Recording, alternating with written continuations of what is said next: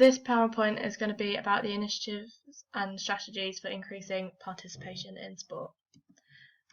The first initiative is Sportivate. So they try to increase mass participation. It started in the Olympics and then carried on as an Olympic legacy. It's a 6 to 8 week course that's aimed for people who are inactive and between the age of 12 to 25.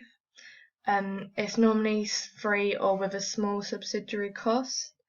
It also links with youth offenders and unemployed people to get them more channeled into doing sport rather than bad behaviour. So this is the first scenario, as you can see here. So the barriers that are included in his sort of scenario is that culturally he comes from a low socio-economic background, so that means that he doesn't necessarily have enough money to do the sport that he wants to, which is obviously a barrier. And his self-esteem, he says that he doesn't enjoy being in team situations or PE classes, so therefore he might have a low self-esteem, low motivation. So Sportivate could help him by allowing him to do not necessarily this sport, as it could be quite a lot of money, but they could do a transferable activity like skateboarding. There's a skate park in Hastings that is just open that's like top of the range, which is sort of the same transferable skills as wakeboarding, which he could enjoy. But they could fund his transport to go to Hove Lagoon and do obviously wakeboarding there, although this might have to continue after at a subsidised rate, obviously because they couldn't keep it for free forever.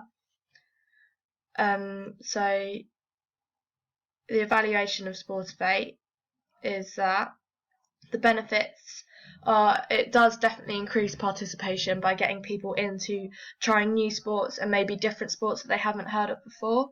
It targets inactive young people, so it's helping those who don't necessarily look to sport as something that they'd want to do. And then some funding is able to continue after the course. So, for example, they can pay for gym memberships after the 8-week course. Although the limitations with this is that as it only lasts up to 10 weeks, after this people could just drop out of the sport and not want to continue on. And obviously only a certain amount of people can be funded, so it's only for those who are inactive. So if people did want to try out a sport, they might not meet the criteria to be funded by Sportivate. And it's also only aimed at target audiences. Like I just said, you have to be inactive to be funded by them. So the next one is Project 500. So as you can see of the statistic here, only 30% of women are coaches. Therefore, it's very imbalanced. So Project 500 help to work with county partnerships to recruit, employ and maintain female coaches.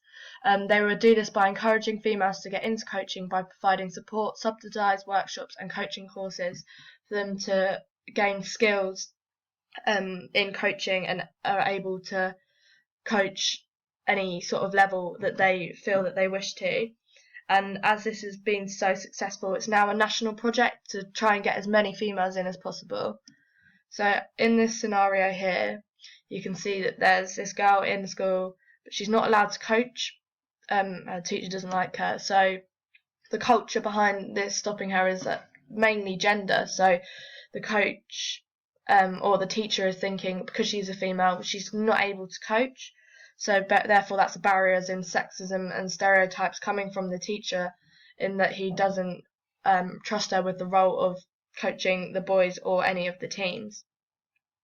So to overcome this, Project 500 will subsidise training qualifications. So say she's able to get a level 1 coach award. So if she has these actual awards in paper written down, and she can show the teacher this to prove that she is actually capable of doing this, whether he thinks she's not because she's a girl.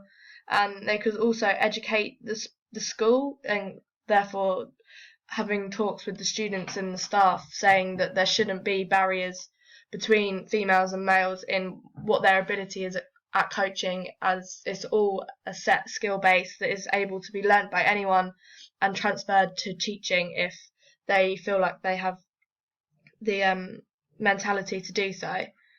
So the benefits of Project 500 as a whole is that it does increase female participation, which has been shown in the feedback, because there has been 560 new coaches. So it also creates models for other females that may feel that they want to become a coach, but if they only have male coaches to look up to, they might feel like it's not in their place to become a female coach. It also, they are beneficial because they can subsidise the cost for the courses, so it makes it more, they might be more willing to do so if they don't have to pay the full price. And it also creates equality within the workplace, so if there is a more balanced statistic of males and females, it's obviously more equal, and which then gives empowerment to females in a male environment. The potential limitations is that although it's national, it's still not everywhere, as there's still an imbalance of 50 to 70% in ratio of coaches. That's just in Sussex.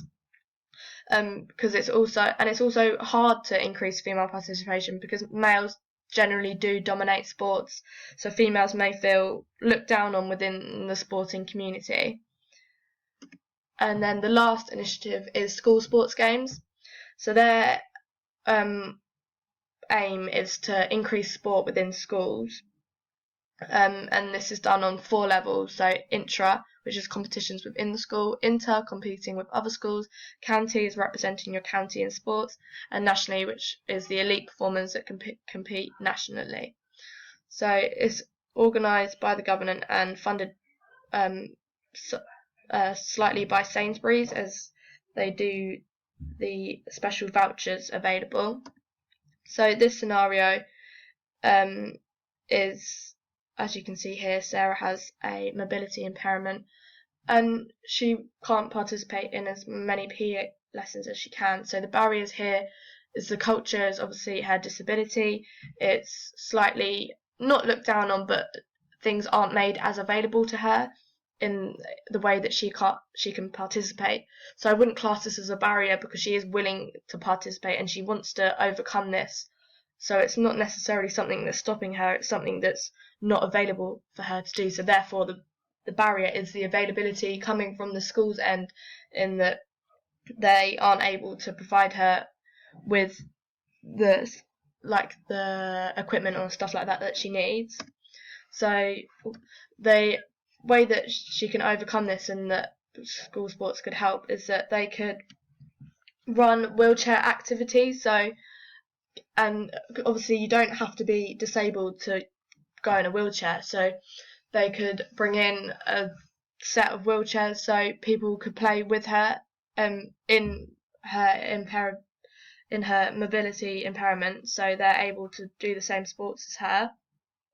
And or they could set up an athletics club for sessions in school or out school, so curricular and non-extracurricular, in that she's able to go to other schools where they are mainly focused at people with disabilities, so she's able to play sports like that, like Boca or say wheelchair basketball, and so she's not completely singling herself out, but there is extracurricular things that she could go to after school where she is in an environment that people are the same as her and she wouldn't feel left out.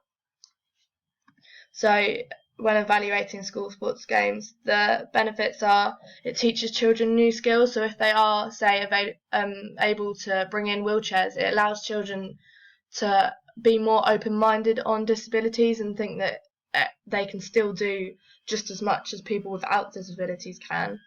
And it's very inclusive at lower levels. So they will start this in primary school and try and get children in sport as much as they can, and obviously they can include modified sports and different sports that aren't as mainstream, so as in the previous scenario, obviously including disability sports, or it can include different sports that aren't, say, like football, netball. They could include things like skateboarding or something like that. It also allows for people to volunteer at the school games, so they could get the children, they could teach them basic coaching skills and get them to volunteer in coaching their teams or their classmates, or helping to set the events up. So it obviously just gives them general life skills that they can use throughout. And they also oh wait, no, that's it. The limitations, sorry, is that you have to be in a school to take part in these competitions, obviously. So it's not, if you're not in school or you're too old, then this initiative only is aimed at people in school. And not all schools will take part, so not all children have this opportunity. And it also is very competitive, as it is school sports games. It promotes competition, but that wouldn't necessarily appeal to everyone. Not everyone likes to be in competitive situations, so therefore could affect their health and well-being. If they're constantly losing or constantly not being picked for teams they might necessarily be the best. And it doesn't necessarily reach out for those children who are elite, because it does obviously want to include everyone, which is a benefit, but those who are very elite or very skilled in certain sports, it just sort of keeps them with everyone else. So that's the end of my PowerPoint. Thank you for watching.